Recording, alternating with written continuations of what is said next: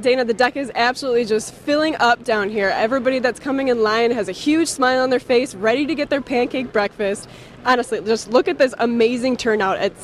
What time is it now? 7:30 in the morning. Last night's cold weather didn't stop Northlanders from hitting the stores to devour good deals. Dana, typically a coin flip can be the deciding factor for how a game's going to start or where you're going to go to dinner. Now that the snow has been falling and the temperature is dropping, Day Tripper of Duluth is ready to take you for some winter tours. We had a wind chill of -23 yesterday. What did she say to that? She said, I don't want to come visit you until it's you're not going to see her until summer. So if you didn't make it out last night, you still have plenty of time to get out there early and hit up the sales. Well, that's interesting. I wish we had that. Are we going to take a selfie right now? Right on the air, yes we are.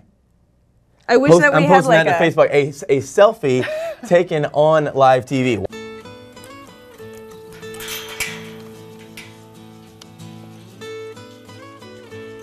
Come on, buddy. In the country, just outside of Duluth, lies a place where therapy Go ahead, switch arms. and laughter come together as one to help those facing life challenges find growth and healing through a connection with horses.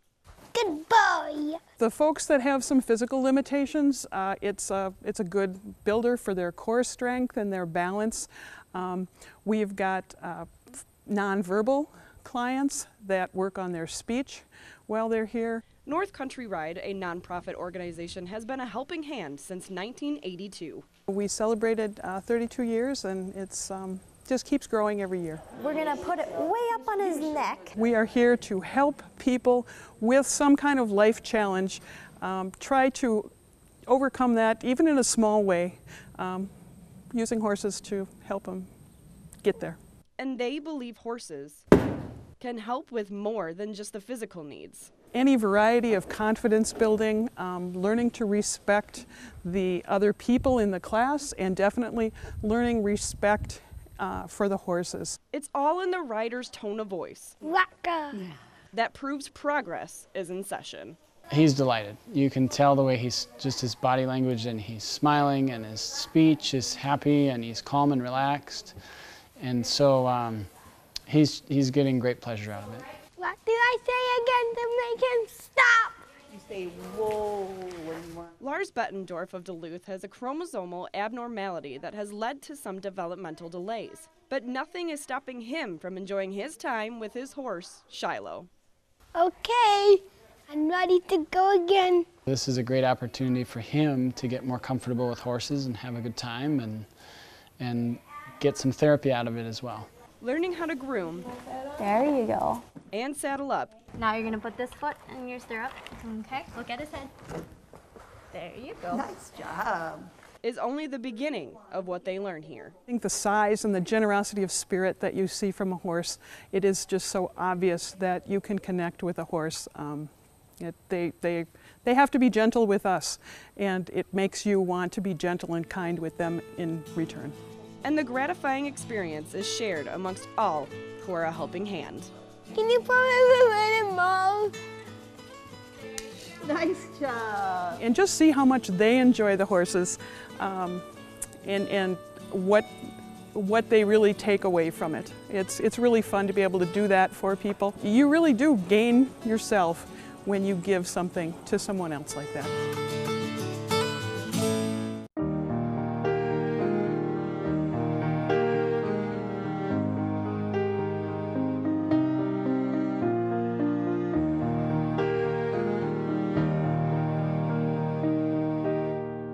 The rushing waters of the St. Louis River create a to-die-for landscape at Jay Cooke State Park.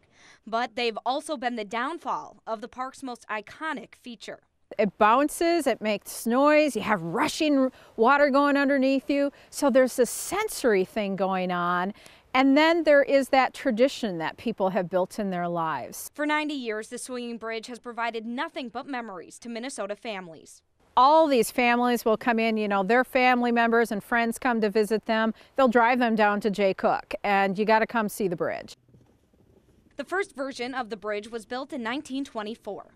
looks totally different than what today's looks like. It was just wooden planks over the rocks, and it was held up with log cribs, making it not the safest for kids. You were not to run, jump, or make any sudden movement. That bridge lasted until 1934, when the Civilian Conservation Corps built a permanent swinging bridge. Problem with us building bridges is we've never really built it high enough. So that one only lasted for 5 years before floods damaged it enough that they decided they needed to rebuild it. In 1940, the bridge was raised, but the second largest flood on record completely destroyed the bridge in 1950. That is the longest that the bridge has ever been closed. From 1950 to 1954, we just had those stone columns hanging out there in the middle of the river, but you couldn't actually cross across the river. In 1954, the CCC made their next attempt, and this one stuck. It's 7.5 feet higher than what the original swinging bridge was. So that one manages to stay above any kind of flood waters that went after it in 58 years. Making family memories for the second half of the century. Of course, that all went downhill in 2012 when the highest flood on record catastrophically damaged the swinging bridge. Preserving the history of swinging bridges was the focus of rebuilding the bridge this time. The bridge is on the National Historic Register, and so we wanted it to resemble the original bridge as much as possible. Like perfecting the stone columns. We wanted them to look even more rustic than they did before, so we had historic stonemasons come in, and they did work just like the CCC boys did back in the 30s. And adding back pieces that were long gone. We re-added in the cedar log handrails, and that's an original piece of that swinging bridge number 2. And now the bridge is in shape to last and keep family traditions going for years to come. It becomes part of the story tradition that's passed on from generations, and it just becomes part of their life.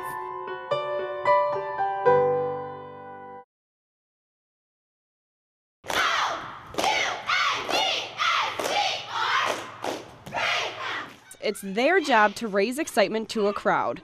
But now energy is flourishing through their bodies as they make a road trip to Minneapolis to compete for the national championship. I almost have like butterflies in my stomach because I'm so excited to go. I'm so excited to represent East down in the cities at a national competition. It's been a dream come true. But making it to the top means lots of practice. And they practice in June from 7 to 9 in the morning through the summer, 4 days a week, and then once school starts, it's 5 days a week from 6:30 to 8. We've been practicing since June, and we want to prove that we've been practicing since June. And along with lots of practice comes plenty of memorable advice. Pain is temporary, pride is forever. If, just push through it. 8 years have passed since Duluth East took the championship trophy home to the Northland, and they are ready to work together to bring back a second. They were able to lock in 2 first place trophies, a $500 scholarship to nationals, and hopefully a national trophy too. We have worked so hard together, and I'm so excited to watch the rest of the younger girls throughout the next couple years keep going with this and keep bringing home those trophies and showing our school what we have. Team bonding has made this team what they believe to be stronger than the rest.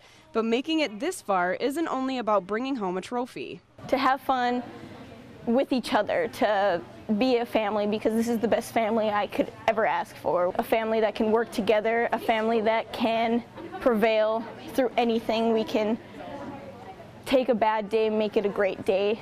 And there is not a doubt in their minds they can make it the whole way. Look where you're at now. You're going to nationals, and this is where you've come from. You've made it this far. You can finish the home stretch. And with all the teamwork and school spirit these girls possess, that is how they have gotten to where they are now. In 4 years, I'm so excited to say, like, this is the team that is going to make it. We're going to go there and we're going to take what we can. In Duluth, Kay White, KQDS, Fox 21. Before I get strapped up and gloves on, he got me a little warmed up, Rocky style.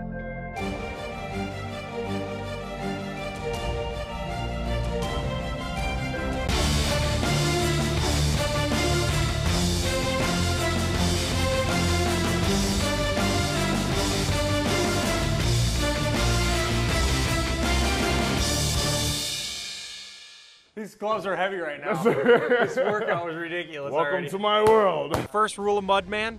Well, you gotta get muddy.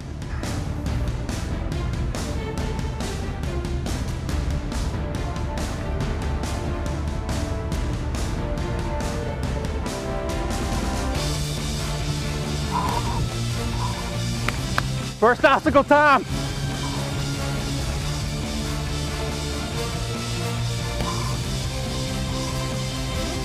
Ah!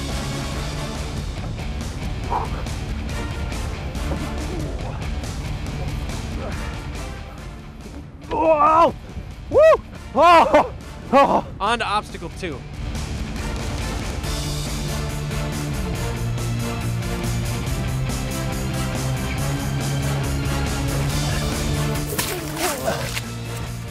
Oh.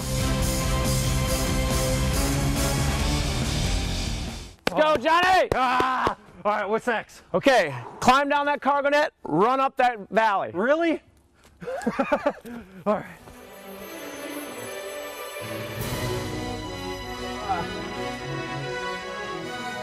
Ah. Don't let go. Oh.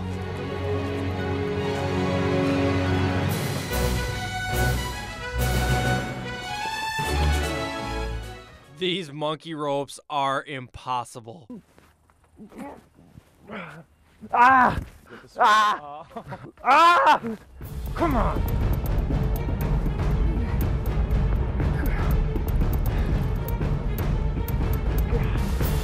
Fight! Come on! Come on!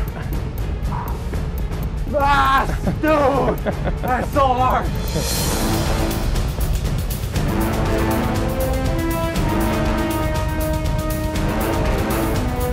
This is ridiculous.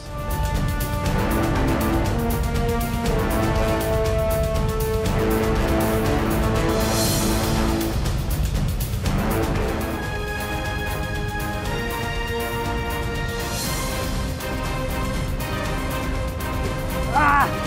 Come on, baby!